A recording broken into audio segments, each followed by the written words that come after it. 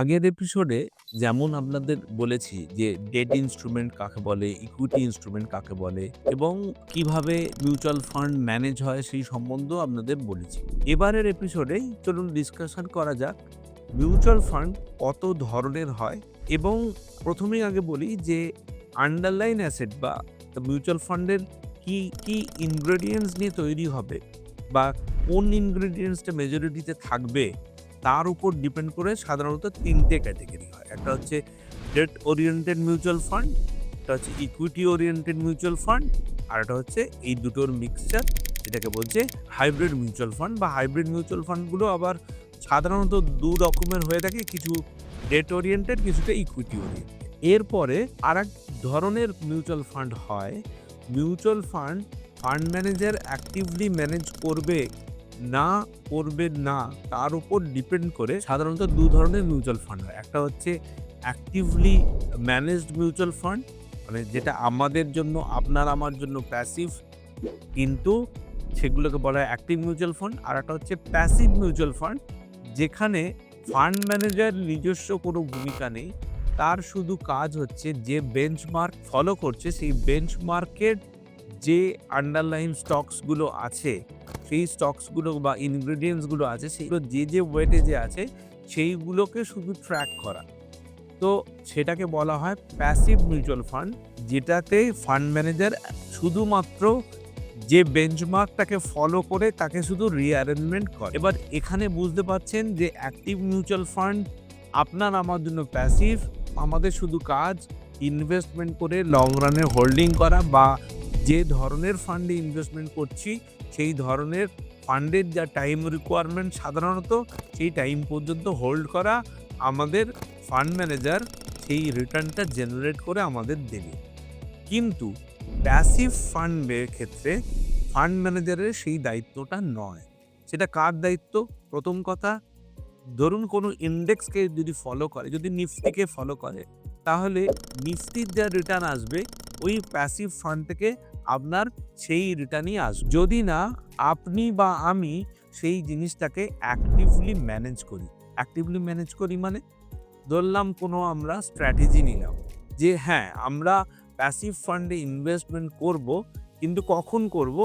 যখন মার্কেট পড়ে গেল বা সেই যে ইন্ডেক্স ফান্ড বা ইটিএফটা পড়ে গেল, তাকে সেই সময় আমরা ধরলাম, আবার যখন বেড়ে গেল তখন আমরা ছেড়ে দিলাম। তার মানে অ্যাক্টিভলি ম্যানেজড ফান্ডে আমরা প্যাসিভ হয়ে চুপচাপ হোল্ড করলেই হলো, কিন্তু প্যাসিভ ফান্ডে আমাদেরকে একটু অ্যাক্টিভ হতে হবে, একটু এক্সট্রা রিটার্ন জেনারেট করার জন্য। আমার যেটা পার্সোনালি মনে হয়, এই প্যাসিভ মিউচুয়াল ফান্ডগুলো সাধারণত ২টো ক্যাটেগরিতে হয়। একটাকে বলা হয় এক্সচেঞ্জ ট্রেডেড ফান্ড বা ইটিএফ, যেটা আপনি শেয়ারের মতো ট্রেড করতে পারেন মার্কেটে। একই দিনে ২বার কিনে ২বার বেচতে পারেন, ৩বার কিনে ৩বার বেচতে পারেন, যতবার খুশি করতে পারেন।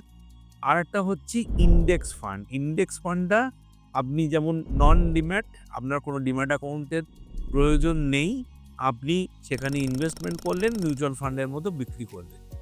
এবার বুঝতে পারছেন যে প্যাসিভ ফান্ডও ২ ধরনের হয়। আমার পার্সোনাল ভিউ হচ্ছে প্যাসিভ ফান্ড হচ্ছে যত মার্কেট স্যাচুরেটেড হবে তত প্যাসিভ ফান্ডের রিকোয়ারমেন্টস বাড়বে।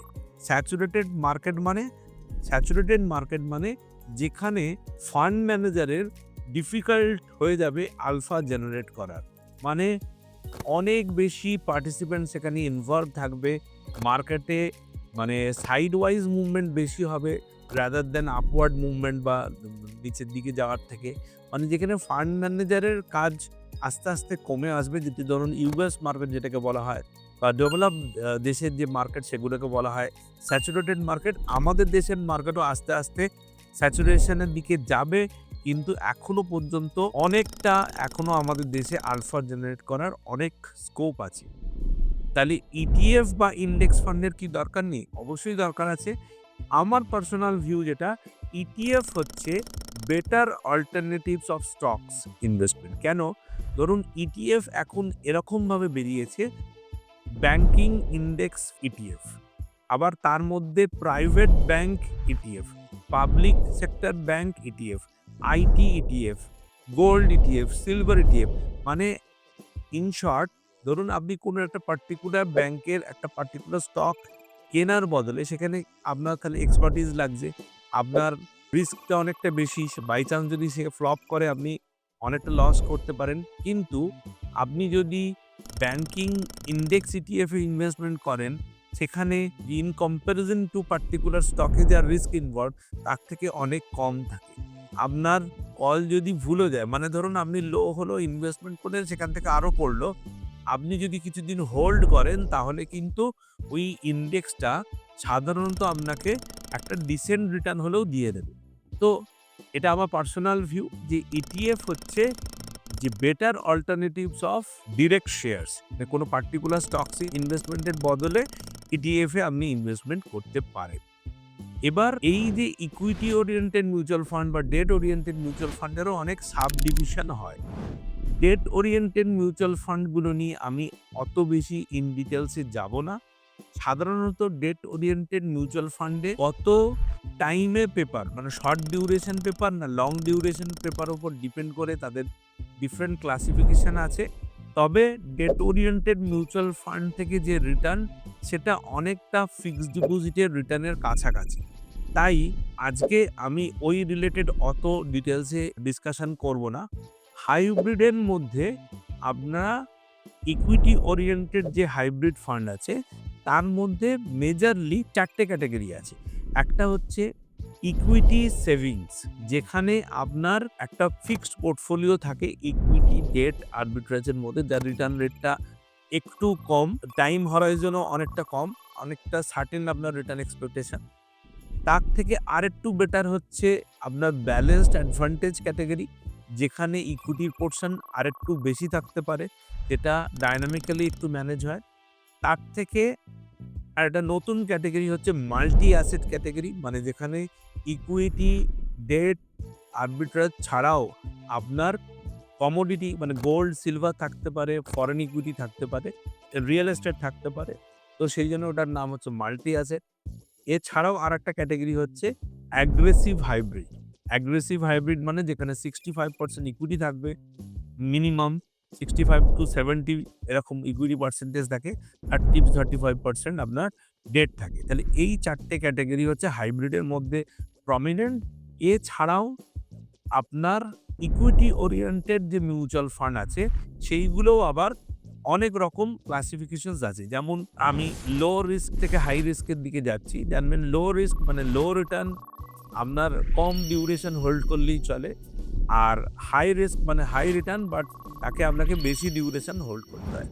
যেমন 1 নম্বর হচ্ছে লার্জ ক্যাপ ওরিয়েন্টেড ফান্ড, যেখানে ওইগুলো সব পিওর ইকুইটি, কিন্তু মোস্ট অফ দ্য ইকুইটি থাকবে লার্জ ক্যাপ ওরিয়েন্টেড। জানবেন যে আমাদের দেশের টপ 100 স্টকসকে বলা হয় লার্জ ক্যাপ, নেক্সট 150কে বলা হয় মিড ক্যাপ, এবং তার পরের রেস্ট অ্যামাউন্টকে বলা হয় স্মল ক্যাপ। যদিও মিউচুয়াল ফান্ড ইন্ডাস্ট্রি মোটামুটি টপ 500-এর ওপরে কাজ করে। Large cap, pure large cap fund, যেটা ব্লু চিপ ফান্ডও বলে।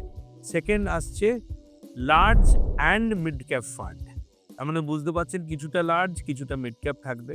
এরপরে আসছে ফ্লেক্সি ক্যাপ, মানে ফান্ড ম্যানেজার চয়েস, সে লার্জ মিড স্মল কখন কোনটা থেকে কোন ক্যাটাগরিতে রাখবে সেটা তার উপর ডিপেন্ড করছে। আর একটা ক্যাটাগরি হচ্ছে মাল্টি ক্যাপ। মাল্টি ক্যাপে সেবি একদম প্রিডিফাইন্ড 25% লার্জ থাকতেই হবে, 25% মিড থাকতেই হবে, 25% স্মল থাকতেই হবে, রেস্ট 25% ফান্ড ম্যানেজারের চয়েস। এরপরে আসছে মিড ক্যাপ ফান্ড, যেখানে মিড ক্যাপ স্টকস বেশি থাকবে। তারপরে আসছে স্মল ক্যাপ ফান্ড, যেখানে স্মল ক্যাপ স্টক বেশি থাকবে। এছাড়াও স্টাইল অনুযায়ী কিছু ফান্ড, যেমন মোমেন্টাম ফান্ড থাকে, কোয়ালিটি ফান্ড থাকে, আপনার ভ্যালু ফান্ড থাকে, গ্রোথ ফান্ড থাকে, এবং কিছু ফোকাসড ফান্ড থাকে, যেখানে স্পেসিফিক খুব কম নাম্বার অফ স্টকস রাখা হয়, ফোকাসড কিছু ফান্ড থাকে। এবং আর থাকে সেক্টরাল ফান্ড। সেক্টরাল ফান্ড মানে আইটি সেক্টর ফান্ড, যেটা ডাইভার্সিফিকেশন কম, একদম concentrated, Pharma sector fund, infrastructure sector fund, banking sector fund, এই ধরনের সাব ক্যাটাগরি আমরা দেখতে পাই। এছাড়াও কিছু ফান্ড এখন চলে এসছে, অনেকগুলো ফান্ড নিয়ে একটা ফান্ড অফ ফান্ড হয়। মানে আমরা যেমন বলছি যে একটা মিউচুয়াল ফান্ডের আন্ডারলাইন অ্যাসেট কি হতে পারে, ইকুইটি হতে পারে, ডেট হতে পারে বা হাইব্রিড হতে পারে। সেই রকম এক ধরনের ফান্ড এসছে যেই ফান্ডের আন্ডারলাইন অ্যাসেট হচ্ছে অন্য মিউচুয়াল ফান্ড। সেইগুলোকে বলা হয় ফান্ড অফ ফান্ড। এই ধরনের মোটামুটি একটা ক্লাসিফিকেশনস আপনাদের দিতে থাকলাম। আরও বিশদে জানতে গেলে আমি পরের এপিসোডে একটা ক্যাটাগরি ধরে তাদের কি প্রস অ্যান্ড কনস আছে সেইগুলো নিয়ে আপনাদের সামনে আমি আসবো। দেখতে থাকুন আমার ওয়েলথ চর্চা সিরিজ।